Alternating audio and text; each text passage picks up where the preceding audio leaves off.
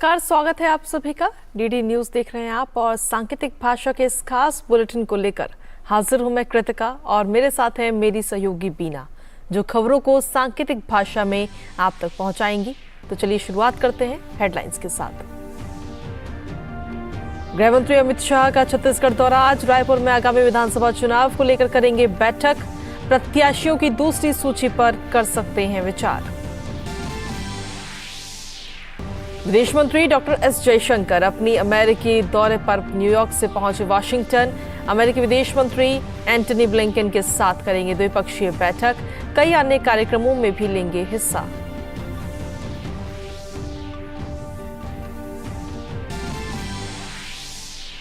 दिल्ली के मुख्यमंत्री अरविंद केजरीवाल के बंगले के रिनोवेशन मामले की सीबीआई ने शुरू की जांच।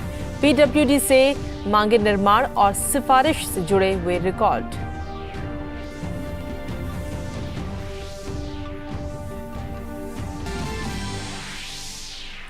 उन्नीसवें एशियाई खेलों में भारत का शानदार प्रदर्शन जारी। 5 स्वर्ण जीतकर पदक तालिका में भारत 7वें स्थान पर। चौथे दिन बुधवार को भारत ने जीते कुल 8 पदक। आज निशानेबाजी, घुड़सवारी और वुशु में पदक जीतने की करेंगे कोशिश।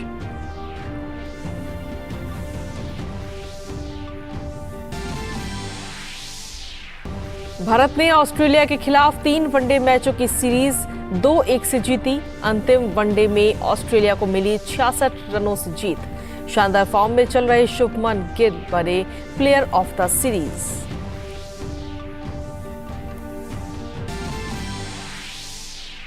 और गणपति विसर्जन के साथ आज संपन्न होगा 10 दिनों से चला आ रहा गणेश उत्सव। धूमधाम से आज दी जाएगी बप्पा को विदाई।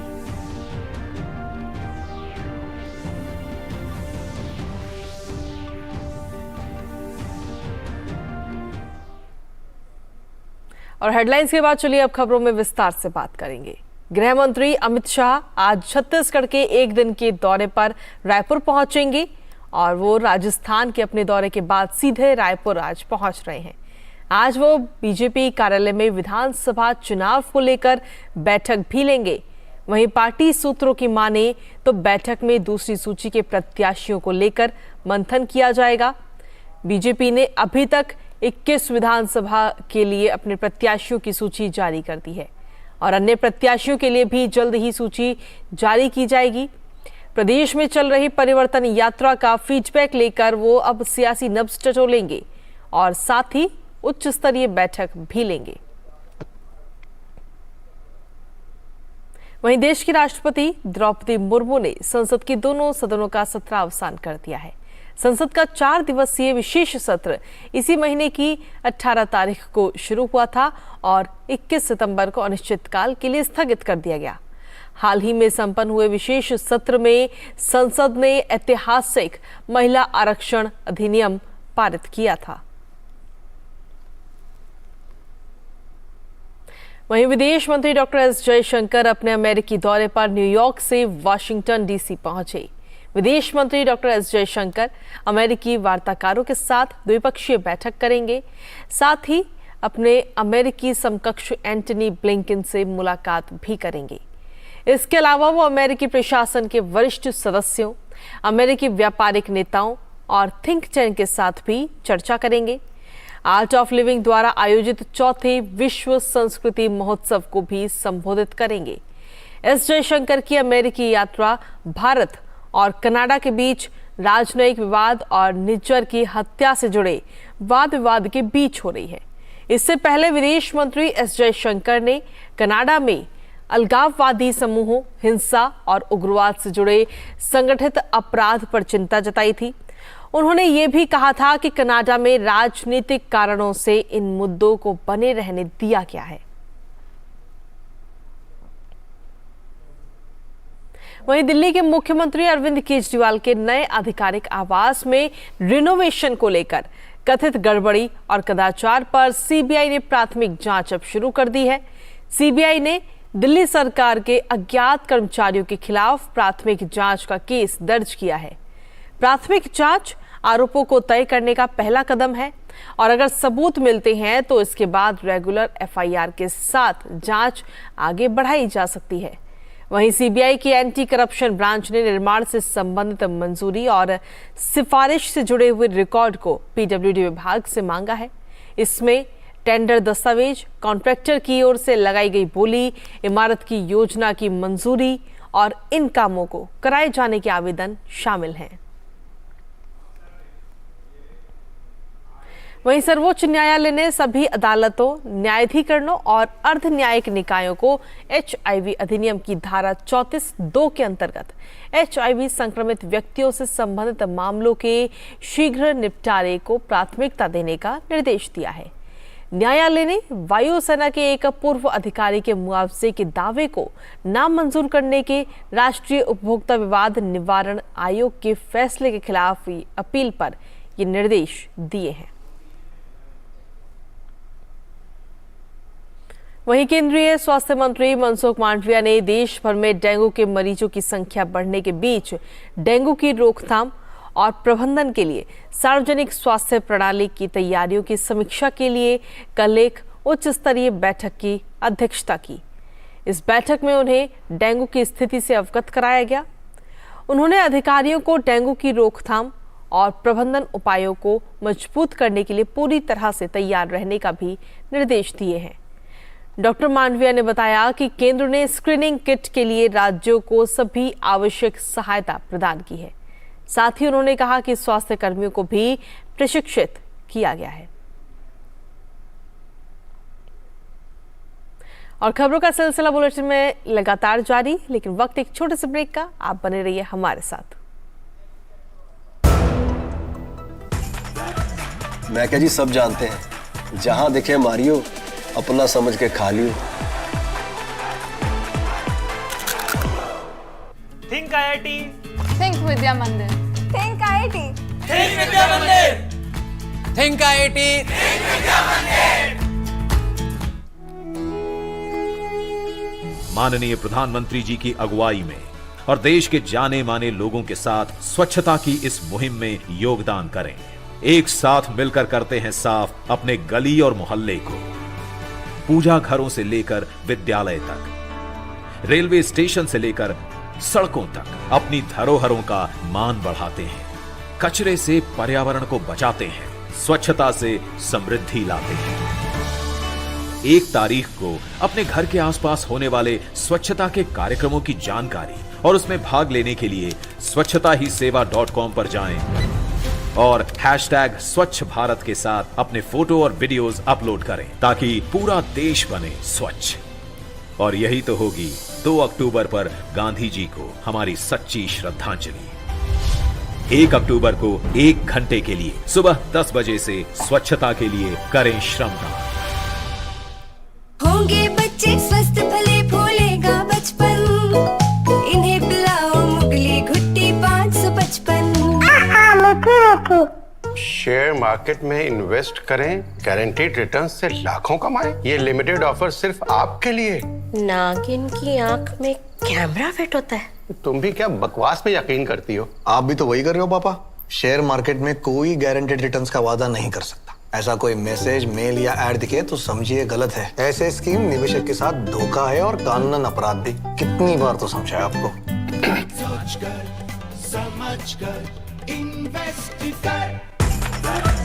मैं क्या जी, सब जानते हैं, जहां दिखे मारियो, अपना समझ के खा लियो।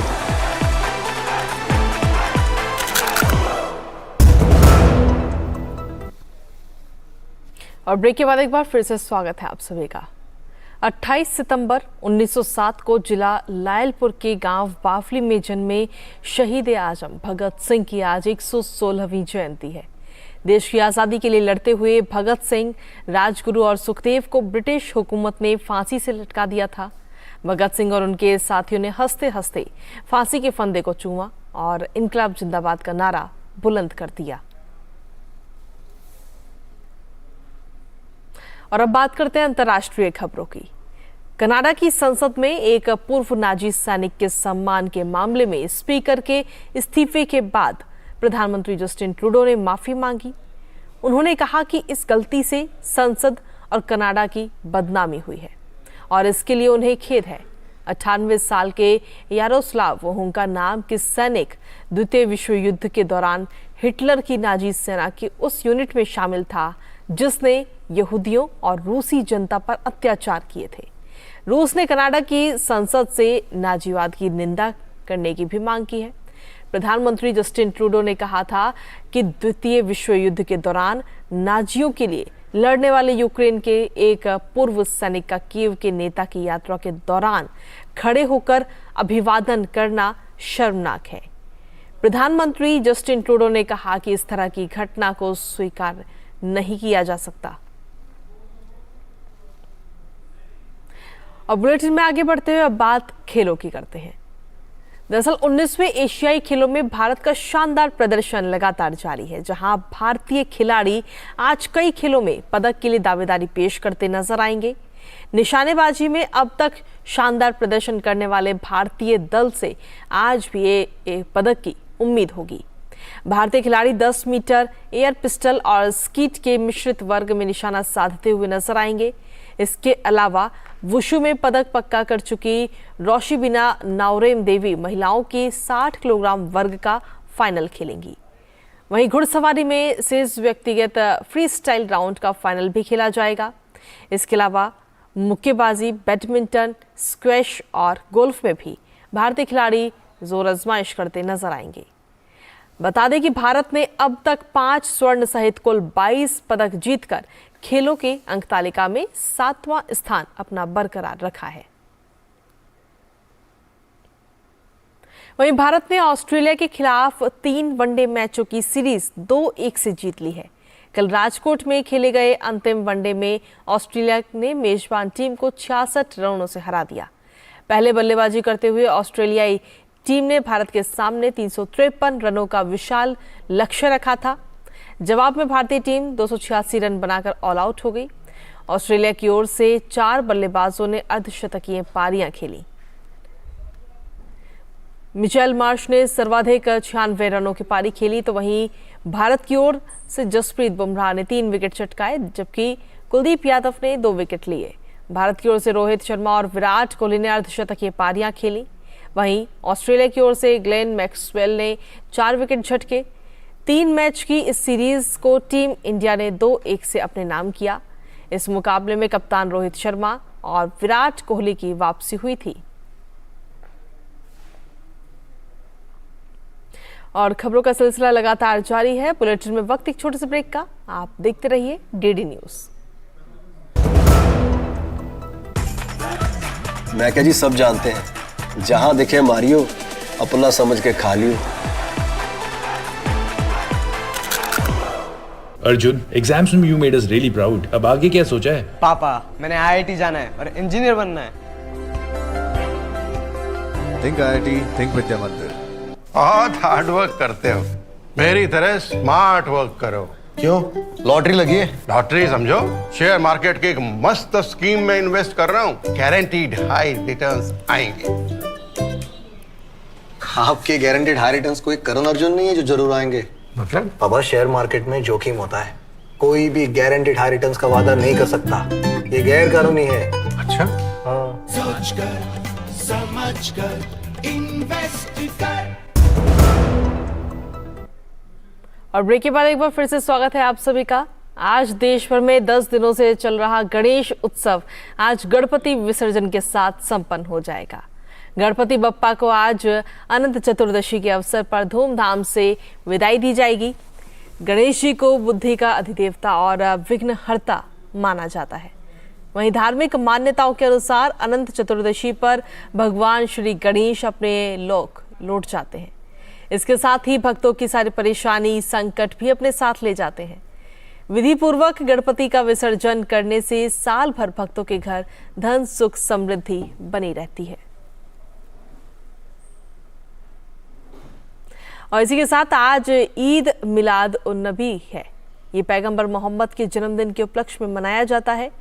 ये उत्सव उनके जीवन और उनकी शिक्षाओं की भी याद दिलाता है। मिलाद उन नबी इस्लामी पंचांग के तीसरे महीने रबी उल अव्वल के 12वें दिन मनाया जाता है। पैगंबर मोहम्मद ने आपसी भाईचारा और शांति का पैगाम दिया था। और इसी के साथ सांकेतिक भाषा के इस खास बुलेटिन में आज हमारे साथ इतना ही। मुझे, मेरी सहयोगी बीना और हमारी पूरी टीम को दीजिए इजाजत। नमस्कार।